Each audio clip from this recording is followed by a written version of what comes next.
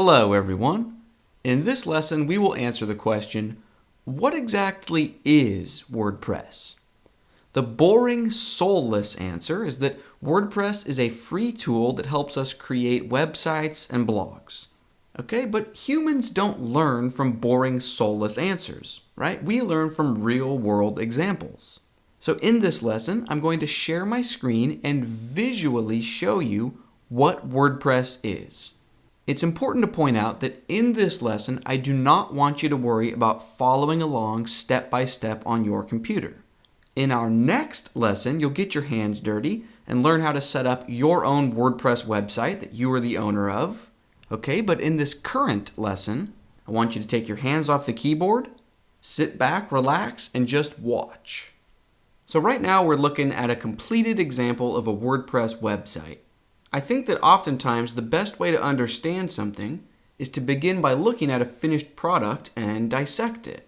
And then once you have a general understanding of what your goal is and the basic moving pieces involved, at that point then it's easy to create your own brand new project from scratch.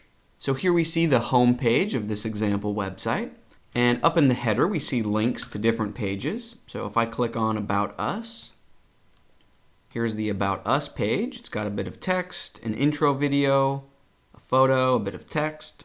If I scroll back up to the navigation, we see there's a link named Photo Gallery. So if I click that, it takes me to another page.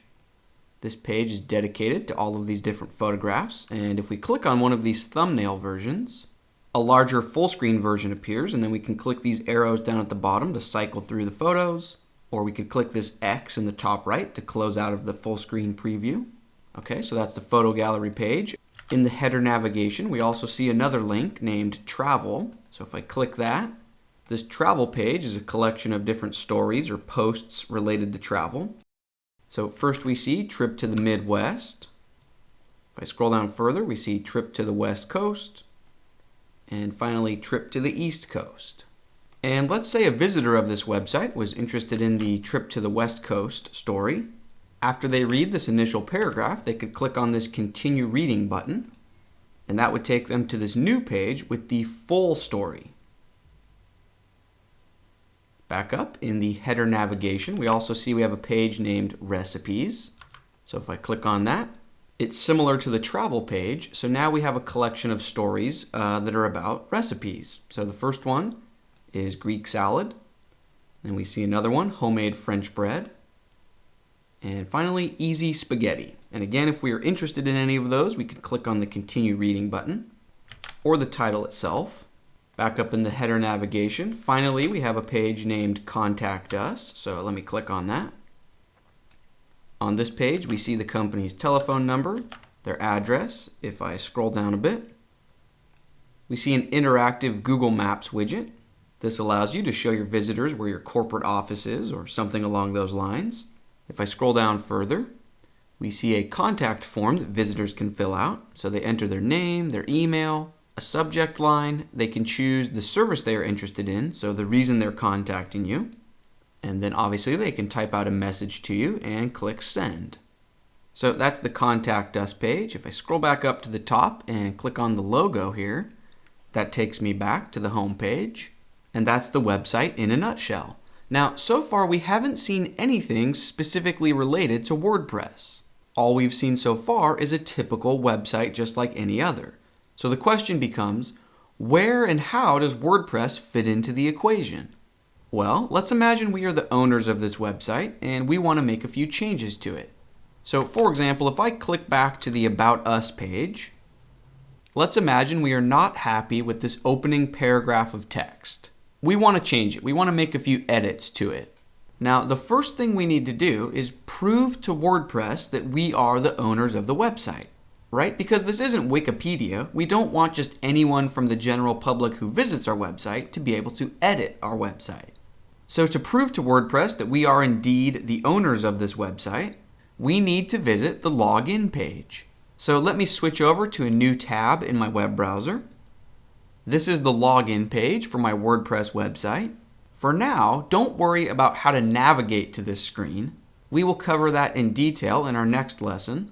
For now, just know that I'm going to log in with my username and password, to prove to WordPress that this is my website. Once I sign in, WordPress will take me over to this administrator dashboard screen. Now, the general public will never, ever, ever see this screen. This section is only for the eyes of the owner of the website. Okay, so this is where we edit and manage and build the website. Now let's get back to the task at hand. So remember, back on our website, we want to edit this text that lives on the About Us page. Now the key word there is page. We are interested in the About Us page. So over in the administrator dashboard, along the left-hand side of the screen, there's an item in this menu named Pages. So I'm going to click that. And then WordPress will show me a list of all of the pages on my website. There's no limit to how many pages you can have on a WordPress site. If we did want to create a new one, we could just click this button that says Add New. But in our case right now, we don't want to create a new page. We want to edit the existing About Us page. So here it is. It's the first page in the list. So I'll click that. And now from this screen, I can edit the page. If I wanted to change the title of the page, I could use this field. So I can type here, but we want to leave the title About Us. Remember, our goal was to edit this intro paragraph. So maybe after this first sentence, I want to add a new sentence that reads, "Our company has been around for over a decade." Maybe I even want this new sentence to be bold, so I can just use my cursor to highlight the text. And then within this menu, we see the traditional B icon for bold. Perfect. Okay, so at this point, I'm happy with my change. I want to save my change. So over on the right-hand corner of the screen, I want to click this blue Update button. All right, my changes were successfully saved. And now, if we jump back to the public-facing website that anyone in the world can see, if I refresh this About Us page, there we see our new sentence. All right, let's give ourselves another example task. So for example, over on the travel page of my website, let's imagine that we are not happy with the intro paragraph for the trip to the West Coast story. So maybe we want to make an edit to this text. Now you might think that our first step is to head back over to the administrator dashboard of WordPress and click on Pages in the sidebar. But you'll notice that Trip to the West Coast is nowhere to be seen in this list of pages. And that's because the Trip to the West Coast story is not a page. It is a post. So what's the difference between a page and a post?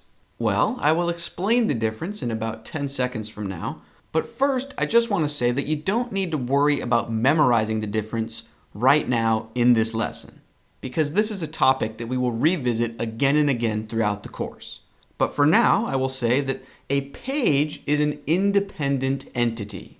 It's something that can stand on its own, right? So we saw an example of that in the About Us page, whereas a post is part of a collection of multiple posts. So in this instance, the West Coast trip story is a part of a collection of travel-related posts. And if we want to make changes to it, we can just look in the left-hand sidebar menu of the WordPress Administrator dashboard and click on this menu item named Posts. All right, here we see a list of all of the posts on the website. Greek salad, homemade French bread, easy spaghetti, trip to the Midwest. Aha, trip to the West Coast. This is the one I want to edit, so I click it. Let's imagine I want to add a new sentence after this first sentence, so I just place my cursor here. The trip lasted 3 days and was wonderful. I'm happy with that change, so then I would click this blue Update button on the right-hand side of the screen. But before I do that, I want to point out a little something about this Categories menu. This Trip to the West Coast story shows up under Travel on my website because that's the category that we've assigned it. If instead we wanted this story to live under Recipes, we could just check that box. Okay, but obviously I want to leave it categorized under Travel, so let's change that. Scroll back up, click Update. All right, my changes were saved, and now if I switch back to the public-facing view of my website and refresh, remember I'm currently on the Travel page of my site. If we scroll back down to the West Coast story, here is the new sentence. Perfect. Now, believe it or not, over the last 10 minutes, you've just learned about 90% of WordPress. Pages and posts are the heart and soul of WordPress websites. It's really that simple. Now, before we bring this lesson to a close, here's a review of the key points that I want you to walk away with from this video. I have 4 main points. Number 1, we have the public-facing portion of the website that the entire world can see. Number 2, we have the administrator dashboard screens that only the owner of the website has access to, and that's where they manage the website from.